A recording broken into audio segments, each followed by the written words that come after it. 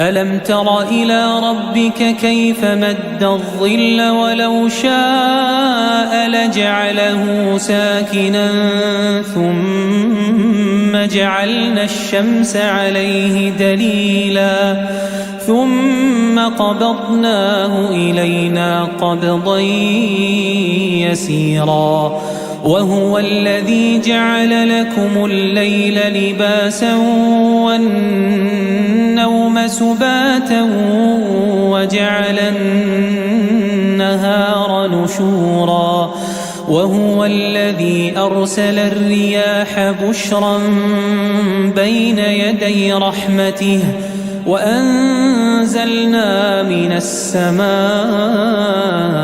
ماء طهورا. Assalamualaikum warahmatullahi wabarakatuh. Perkenalkan, nama saya Asmuni LC. Saya adalah guru fikih Madrasah Aliyah Asy-Syafi'iyah Kota Singkawang.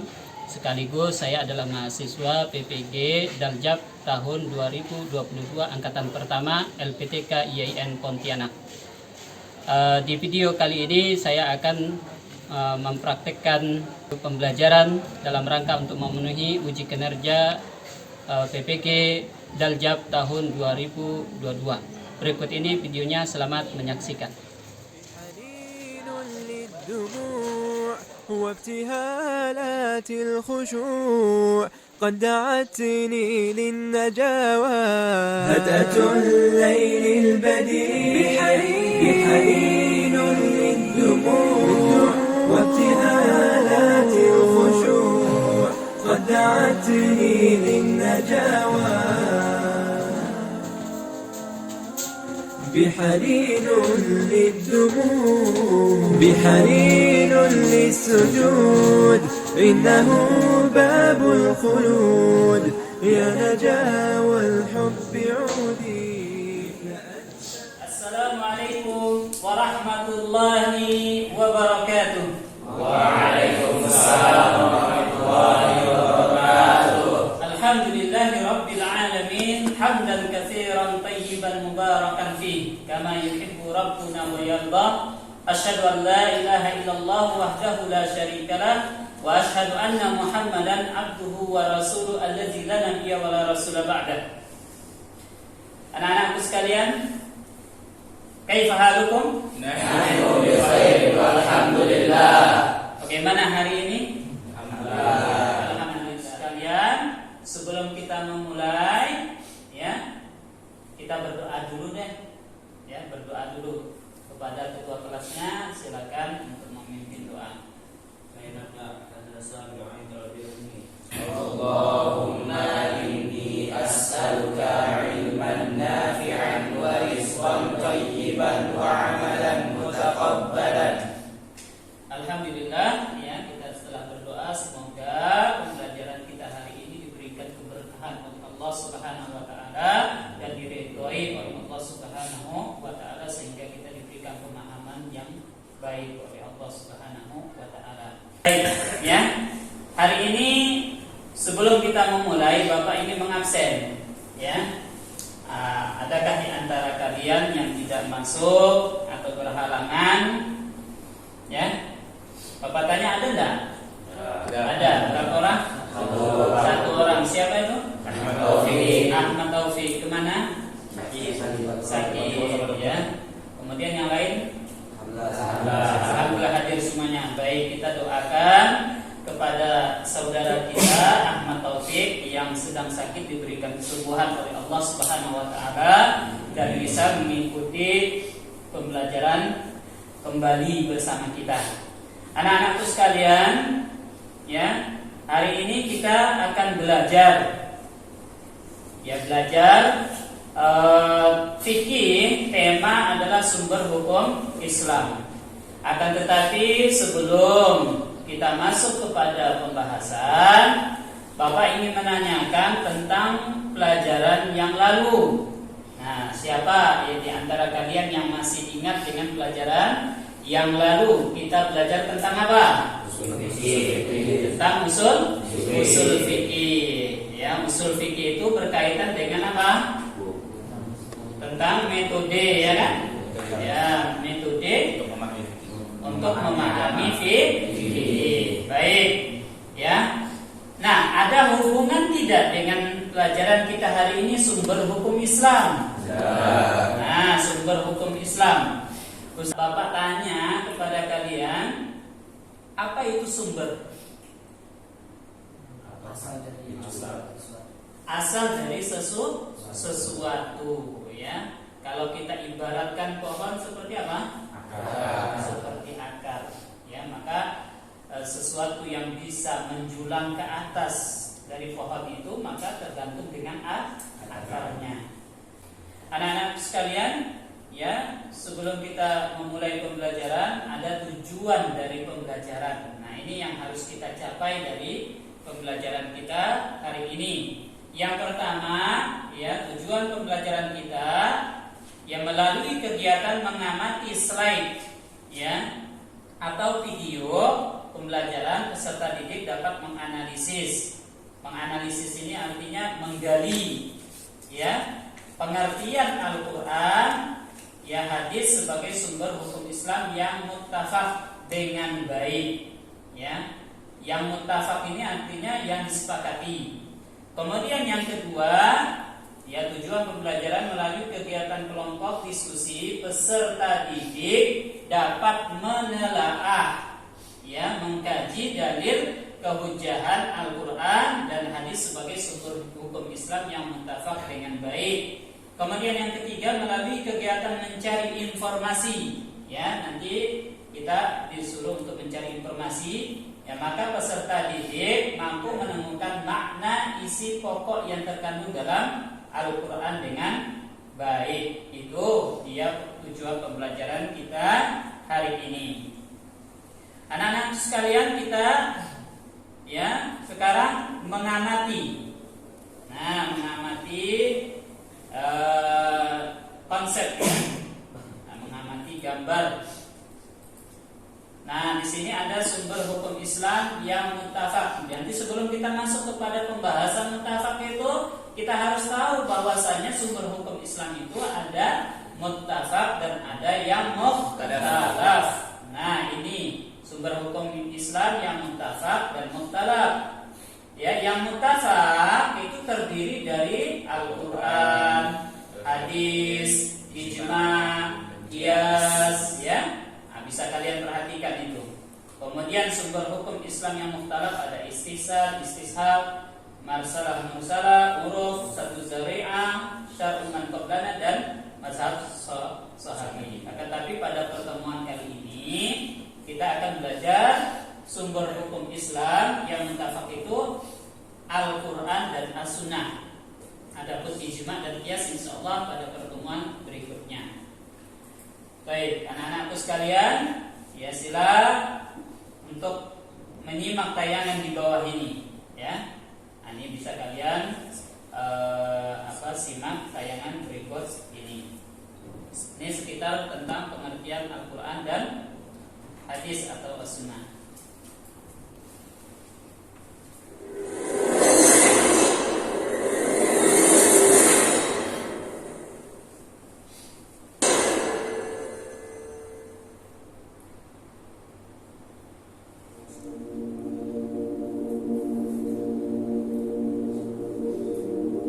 Hukum Islam adalah syariat yang diadakan oleh Allah Subhanahu wa Ta'ala untuk umatnya yang dibawa oleh Nabi Muhammad Sallallahu Alaihi Wasallam, baik hukum yang berhubungan dengan akidah maupun hukum-hukum yang berhubungan dengan amaliyah. Hukum Islam harus diterapkan dalam kehidupan sehari-hari, karena jika tidak, maka akan banyak ditemukan perbedaan-perbedaan dalam beragama. Sumber hukum Islam yang pertama adalah Al-Quran. Al-Quran adalah sumber hukum Islam yang pertama dan utama, karena Al-Quran langsung berasal dari Allah Subhanahu wa Ta'ala melalui malaikat Jibril yang diturunkan kepada Nabi Muhammad Sallallahu Alaihi Wasallam. Al-Quran berisi perintah, larangan, anjuran, kisah Islam, ketentuan, hikmah, dan lain-lain yang menjadi pedoman bagi hidup manusia untuk menjadi manusia yang bertakwa kepada Allah dan menjadi manusia yang berakhlak mulia. Al-Quran sebagai benar, dan mutlak.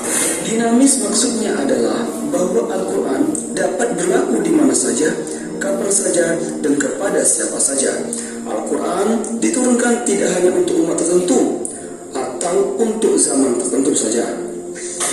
Al-Quran bersifat benar, artinya Al-Quran mengandung kebenaran yang dibuktikan dengan fakta dan kejadian yang sebenarnya. Sementara Al-Quran bersifat mutlak, artinya Al-Quran tidak diragukan lagi kebenarannya, serta tidak akan terbantahkan. Isi kandungan Al-Quran meliputi 5 hal, yaitu tauhid atau mengesahkan Allah, ibadah, yaitu menjelaskan tentang cara beribadah kepada Allah, janji, serta ancaman, jalan mencapai kebahagiaan dunia dan akhirat, serta kisah dan cerita. Dalam hal ini adalah kisah-kisah tentang orang-orang soleh dan orang-orang ingkar atau membangkang. Sumber hukum Islam yang kedua adalah Al-Hadis. Menurut bahasa, Al-Hadis mempunyai beberapa arti, yaitu jadid yang artinya baru, qarib berarti dekat, khabar berarti berita. Sedangkan menurut istilah, Al-Hadis adalah segala berita yang bersumber dari Nabi Muhammad SAW, baik berupa ucapan, perbuatan maupun pengakuan dari Nabi Muhammad SAW. Fungsi dari Al-Hadis adalah sebagai pengukur atau penguat dari hukum-hukum yang telah ditetapkan dalam Al-Quran, sebagai penjelas dari hal-hal yang sudah disebutkan di dalam Al-Quran, dan sebagai penjelas dari hal-hal yang tidak atau belum dibicarakan di dalam Al-Quran.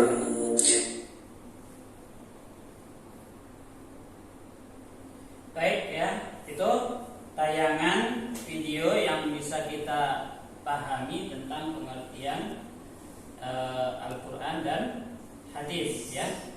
Nah, sebelum kita masuk kepada lembar ya kerja peserta didik ya, sebelum masuk ke situ Bapak ingin menanyakan ya, dalam kehidupan kita ini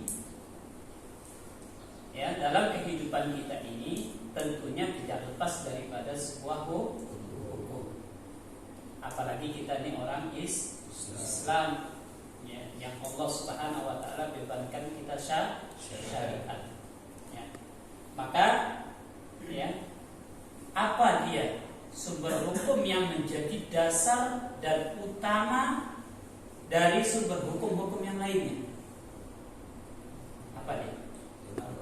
Al-Quran dan hadis. Ya, dua ini tidak boleh dilepaskan. Ya. Kalaupun yang lain ada ijma, ada qiyas, itu mengikuti kepada sumber hukum Islam yang pertama dan kedua, itu pecahannya nanti. Pecahannya. Kalau tidak ada dalil secara khusus tentang apa? Tentang syariat itu dari Al-Quran dan dari hadis ya, baru merujuk kepada ya apa ijma dan baik anak-anakku semuanya ya, Bapak ingin memberikan lembar kerja peserta didik kepada kalian ya, untuk lebih memperkaya lagi, lebih memperluas lagi pemahaman kita dalam menganalisis tentang pengertian Al-Quran dan hadis ya. Baik, ya Bapak bagikan.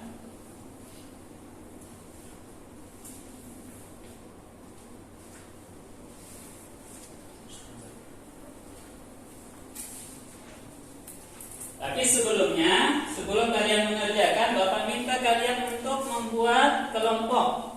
Ya, untuk membuat kelompok. Ya, kelompok 1 karena kalian ini jumlahnya ini kita bagi menjadi 2 kelompok ya.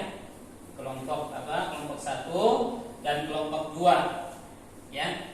Nah, kelompok 1 dan kelompok 2 nanti Bapak bagi, ada yang kelompok asal. Kelompok asal yang ini. Ya, yang ini kelompok asal. Nah, yang kedua ada kelompok ahli. Nah, ini kita menggunakan metode kooperatif.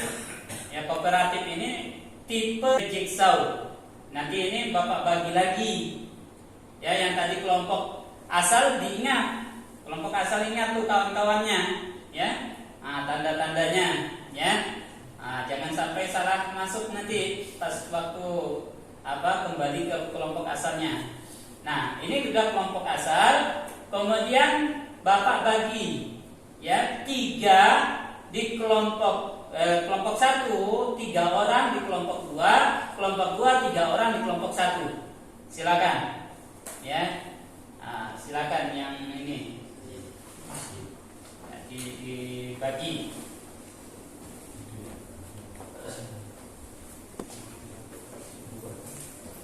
Oke, sudah? Baik. Oke, kalau sudah membentuk lingkaran, kalian mengerjakan lembar kerja peserta didik. Di dalam lembar peserta didik itu ada problem yang harus kalian pecahkan, ya, harus kalian diskusikan. Nah, problem yang ada di situ terkait dengan masalah-masalah dalam fikih, ya, dalam masalah fikih yang ada kaitannya dengan materi kita sebelumnya.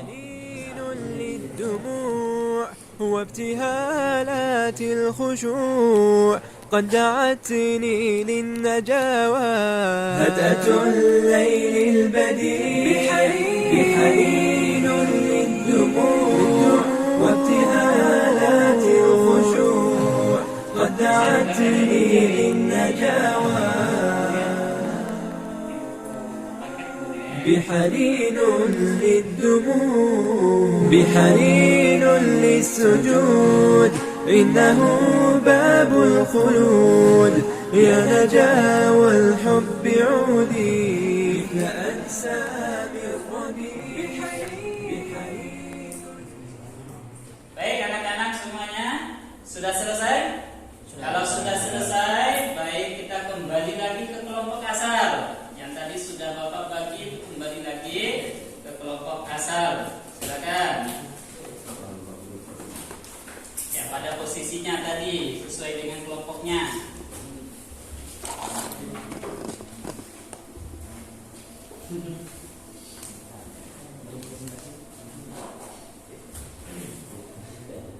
Oke, kalau sudah, ya sekarang Bapak minta masing-masing kelompok untuk mempresentasikan ya hasil analisanya ya tentang problem masalah ya. Nah, kepada tenaga ahlinya sama dibantu 1 orang temannya, kami persilakan mulai dari kelompok 1 ya untuk maju ke depan untuk mempresentasikan hasil diskusinya. Silakan. Assalamualaikum warahmatullahi wabarakatuh. Waalaikumsalam warahmatullahi wabarakatuh. Baiklah teman-teman, kami dari kelompok 1 ingin menyampaikan hasil diskusi kami tentang materi sumber hukum dalam Islam yang akan disampaikan oleh saudara kami Dio. Kepada Dio dipersilakan. Terima kasih kepada saudara kita Amal. Oke. Di sini dapat kita lihat bahwa ada gambar, yakni gambar Masjidil Haram, gambar Al-Quran, dan gambar bumi dalam sebuah gambar ini. Jadi dari gambar tersebut dapat kita simpulkan secara singkat bahwa Al-Quran merupakan rahmat bagi seluruh alam atau pedoman bagi seluruh umat manusia. Pada halaman selanjutnya dapat kita lihat ada kurang lebih 4 soal. Soal nomor 1 berbunyi, bagaimana pendapat kalian terkait masalah di atas? Yang di atas tadi merupakan ada teks. Jadi jawaban dari kelompok kami, sifat kita terhadap orang ingkar sunnah ini adalah tidak setuju terhadap sikapnya karena mereka hanya mengambil sumber hukum Islam hanya dari Al-Quran. Sedangkan Al-Quran dan sunnah itu tidak bisa dipisahkan. Untuk soal yang nomor 2,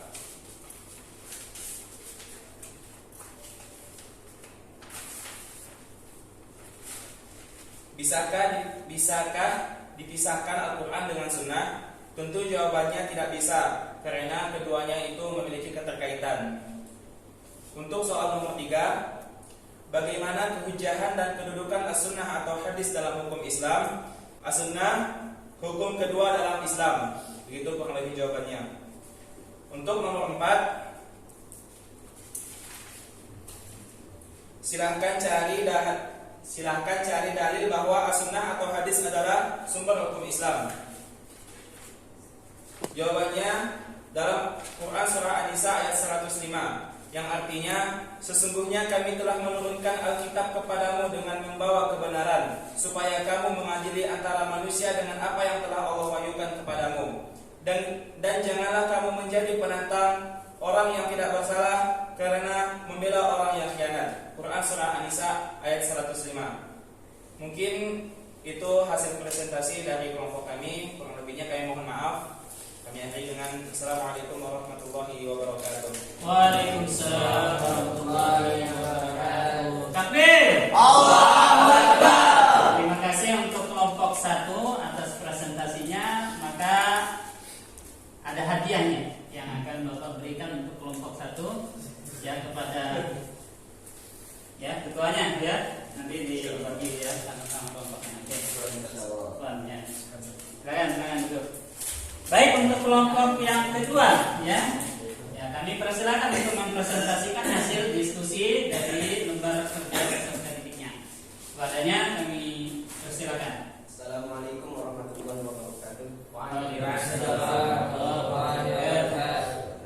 Berdirinya kami berdua di sini sebagai perwakilan dari kelompok 2 dalam rangka mempresentasikan hasil diskusi kelompok kami mengenai sumber hukum Islam yang insya Allah dijelaskan oleh saudara kita Patrio. Kepada Patrio, waktu dan tempat dipersilakan.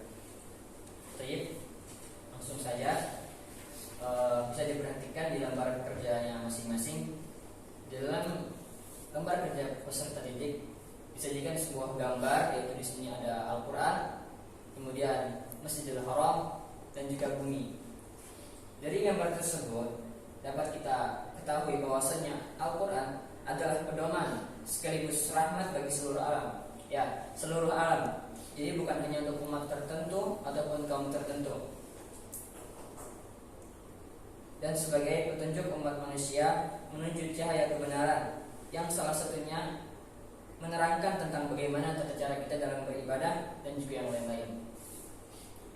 Baik, kemudian pada lembar kerja peserta didik di halaman yang kedua disajikan sebuah teks mengenai suatu masalah. Akan saya bacakan terlebih dahulu. Bisa kalian perhatikan di lembar kerjanya masing-masing. Kehidupan manusia sifatnya majmuk, macam-macam kriteria, sifat dan cara beragama mereka. Dewasa ini kita dihadirkan ada pemikiran di sebalik kelompok yang cara beragama mereka hanya mengambil sumber hukum Islam dari Al-Quran saja tanpa hadis ataupun as-sunnah. Kelompok ini dikenal dengan kelompok Inkar Sunnah. Kemudian disajikan beberapa pertanyaan. Yang pertama, bagaimana pendapat kalian terkait masalah di atas?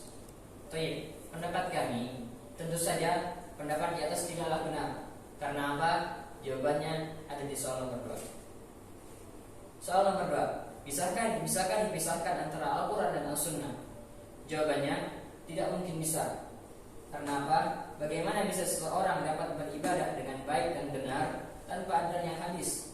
Karena hadis dan Al-Quran adalah dua kutub yang tidak dapat dipisahkan. Ada banyak sekali ayat-ayat Al-Quran yang bersifat mujmal ataupun global, sedangkan al-hadis adalah sebagai penjelas dan juga perincinya. Contohnya, dalam Al-Quran Allah Subhanahu wa taala perintahkan kita untuk sholat. Namun, bagaimana tata caranya, kapan saja waktunya, hadislah sebagai penjelas dan juga perincinya.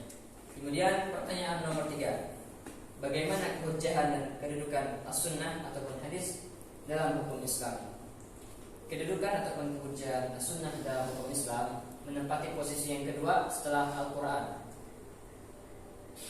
Kemudian soal nomor 4, silakan cari dalil bahwasannya Al-Quran ataupun hadis adalah sumber hukum Islam. Yang pertama adalah dalil dari Al-Quran. Allah Subhanahu wa taala berfirman, "Atii'u Allah wa atii'ur Rasul." Allah Subhanahu wa taala memerintahkan untuk mentaati Allah dan juga mentaati Rasulnya. Kemudian dalil dari hadis Nabi sallallahu alaihi wasallam bersabda, "Taraktu fikum amrayni lan tadillu ma tamassaktum bihima, kitaballahi wa sunnatan Nabi sallallahu alaihi wasallam." Rasulullah SAW bersabda yang artinya, aku tinggalkan kepada kalian dua perkara yang mana jika kalian mengikutinya kalian tidak akan tersesat selama-lamanya, yaitu apa? Kitab Allah, Al-Quran, dan juga sunnatan Nabi dan juga sunnah Nabi-Nya yaitu al-hadis. Baik, demikian hasil kerja kelompok kami, kurang lebihnya mohon maaf. Kami tutup dengan assalamualaikum warahmatullahi wabarakatuh. Waalaikumsalam warahmatullahi wabarakatuh. Takbir. Terima kasih atas presentasi dari kelompok 2. Maka Bapak akan berikan bingkisan ya. Nah, ini bingkisannya untuk kelompok 2. Mohon diterima ya. Tidak seberapa, tapi insyaallah besar ya. Oke, terima kasih. Silakan kembali lagi ke tempatnya. Baik anak-anakku sekalian, ya setelah kita ya mendengarkan hasil diskusi, ya mantap semuanya ya, masya Allah ya, ahsantum ya. Kalian adalah ya murid Bapak yang terbaik, insya Allah ya. Baik, dari pemahaman apa yang telah disampaikan oleh kalian, maka sudah ada sedikit ya, sedikit dari pemahaman apa itu Al-Quran ya, kemudian apa itu hadis, kemudian bagaimana kedudukannya dalam hukum Islam ya. Tentunya untuk lebih lagi, yang untuk lebih memperdalam lagi, kita akan melihat pemaparan ya tentang sumber hukum Islam yang disepakati oleh para ulama ya. Pembahasan kita tentang Al-Quran dan hadis. Nah, ini ada pengertian dari Al-Quran. Nah, kalian bisa lihat di slide ini. Pengertian Al-Quran ya, pengertian Al-Quran diambil dari bahasa Arab tentunya ya, dari kata kerja qara'a yaqra'u Qur'anan ya, yang memiliki arti bacaan atau yang dibaca. Banyak kita temukan di antara definisi Al-Quran ini di kalangan para ulama. Para ulama bermacam-macam memberikan definisi tentang Al-Quran. Di antaranya ada Zakaria Al-Birri ya, yang dia menyatakan bahwasanya Al-Quran itu adalah Al-Kitab wa yusamma Al-Quran. Kitab itu nama lain dari Al-Quran ya. Huwa kalamullah ta'ala, dia adalah kalamullah, bukan kalam makhluk ya. Yang Allah Subhanahu wa taala al-munazzal, yang Allah turunkan ala rasulihi Muhammad, kepada rasulnya Nabi Muhammad sallallahu alaihi wasallam, bil lafzil arabi, tentu dengan lafaz Arab. Al-manqulu bitawatur, dinukilkan dengan mutawatir. Artinya diriwayatkan oleh banyak para sahabat sampailah kepada kita. Wal maktubu fil masahib, dan tertulis di dalam mushaf. Yang hari ini alhamdulillah kita punya mushafnya. Nah, ini ya pengertian Al-Quran secara istilah. Adapun pokok isi kandungan Al-Quran, nah dari Al-Fatihah sampai apa? Sampai Anas itu yang memiliki ada tentang tauhid, ada ibadah, ya ibadah ada kan? Tentang puasa ada, tentang sholat ada kan? Kemudian tentang janji dan ancaman, janji bagi orang yang beriman, apa yang disediakan Allah, kemudian ancaman bagi mereka yang melanggar.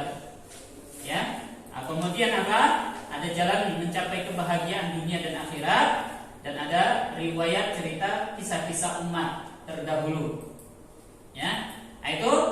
Ya, kemudian dasar kehujahan Al-Quran dan kedudukan dia sebagai sumber hukum Islam. Allah Subhanahu wa taala berfirman, "Inna anzalna ilaikal kitaba bil haqqi litahkuma bainan nasi bima arafallah wa la takul lil kha'inina khasima." Sesungguhnya kami telah menurunkan kitab kepadamu dengan membawa kebenaran, ya, supaya kamu mengadili antara manusia dengan apa yang telah Allah Subhanahu wa taala wahyukan kepadamu. Dan janganlah kamu menjadi penantang orang-orang yang bersalah, yakni orang-orang yang bersalah karena membela orang-orang yang khianat.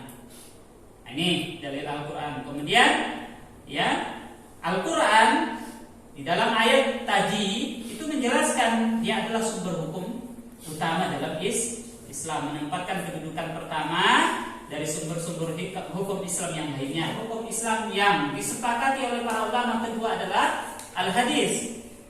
Nah, pengertian al-hadis, tentunya hadis juga diambil dari bahasa Arab, akan tetapi dia memiliki beberapa pengertian. Yang pertama al-jadid, artinya baru. Kemudian yang kedua khabar, artinya berita, dan yang ketiga qarib, artinya dekat. Adapun pengertian hadis secara istilah, ya, nah ini para ulama sepakat ini akan istilah hadis ya, ma'udifa sallallahu alaihi wasallam qaulan au fi'lan au takriran au nahwaha. Artinya segala sesuatu yang disandarkan kepada Nabi sallallahu alaihi wasallam baik berupa perkataan, perbuatan, ketetapan, takrir dan sebagainya. Nah, dari kita menganalisa definisi tadi itu apa yang kita bisa dapatkan? Tentunya ada macam-macamnya. Macam-macam hadis. Ya, ada berapa? Ada 3 dari definisi itu kan? Yang pertama adalah hadis qauliyah. Hadis qauliyah ini yang berkaitan dengan perkataan. Perkataan siapa? Nabi. Kalau perkataan guru? Bukan. Kalau perkataan peserta didik juga bukan. Iya kan? Nah, qauliyah. Contohnya, ya, innamal a'malu binniyat. Ini sering kita hafal. Ya kan? Nah, kemudian hadis yang kedua adalah hadis fi'liyah. Ini berkaitan dengan perbuatan. Nah, contohnya sallu kama ra'aitumuni usolli. Nabi menyuruh sahabat itu kaum muslimin untuk sholat seperti sholatnya beliau sallallahu alaihi wasallam. Kemudian yang ketiga adalah berkaitan dengan ketetapan atau persetujuan. Nah, ini terkait dengan apa? Diamnya Rasul terhadap perilaku perbuatan sahabat ini menandakan bahwasanya Rasulullah menyetujui, ya menyetujui. Kalaupun itu salah dilakukan oleh para sahabat, Rasulullah sudah mengatakan itu dilarang. Ya, nah ini. Baik, dasar kehujahan al-hadis. Nah, tadi teman-teman kalian sudah apa? Sudah menyampaikan ya dasar hujahnya itu dari Al-Qur'an, qul atiullah wa atiur rasul. Ya, katakan taatlah kepada Allah dan taatlah kepada Rasul. Ini menunjukkan bahwasanya ketaatan Rasul setelah ketaatan kepada Allah. Tentunya ketaatan kepada Rasul yang berkaitan dengan hukum yang ditetapkan oleh Rasulullah berupa hadisnya. Jadi dia sebagai sumber hukum Islam yang kedua setelah selesai. Ini penjelasan secara ringkas ya terkait dengan pengertian Al-Qur'an dan As-Sunnah. Ada yang mau ditanyakan? Silakan kita berdiskusi. Ya. Apa contoh dari hadis takrir atau persetujuan Nabi?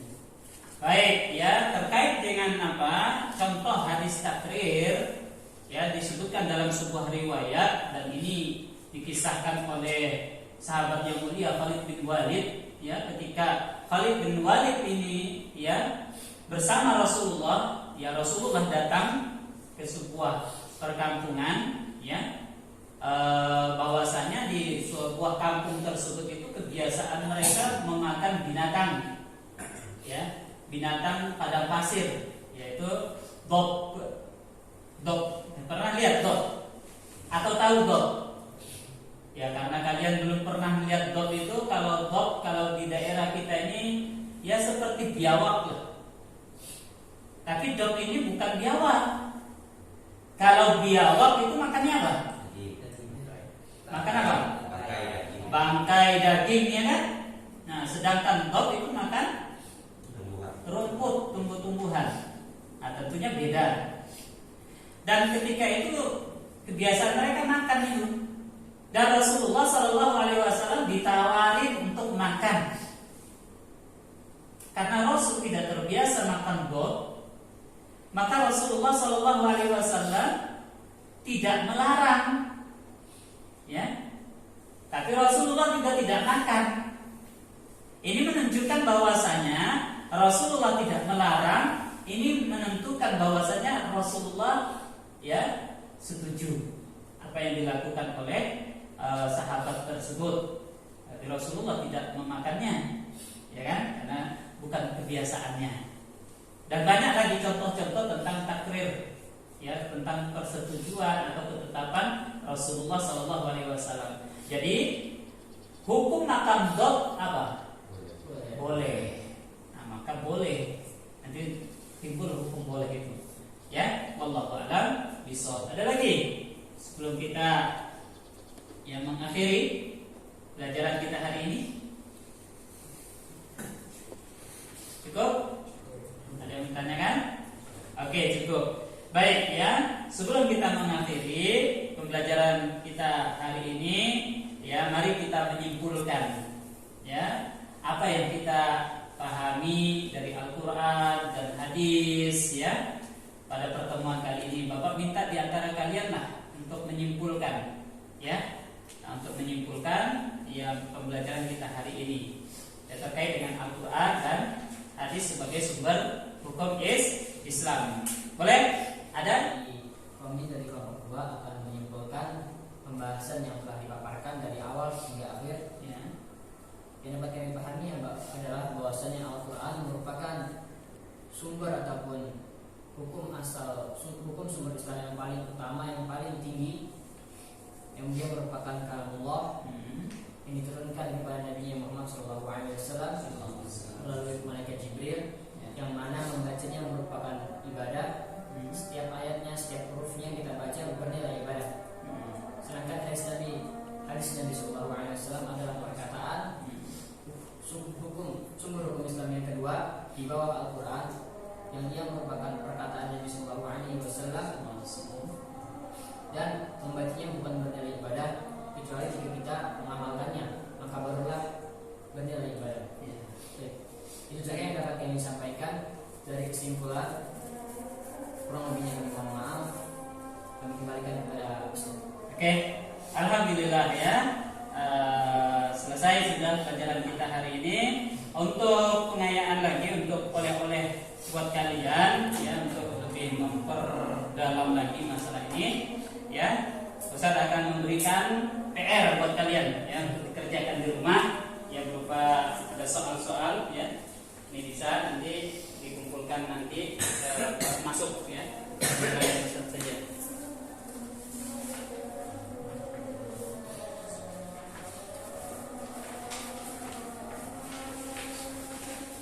Oke. Baik ya, anak-anak sekalian, untuk pertemuan berikutnya kita akan membahas tentang apa? Tentang fikih ya, fikih warisan ya, bagian warisan.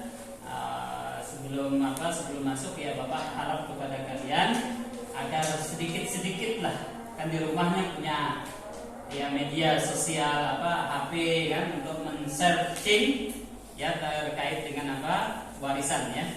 Nah, itu saja yang mudah-mudahan pertemuan kita ini diberikan keberkahan oleh Allah Subhanahu wa taala.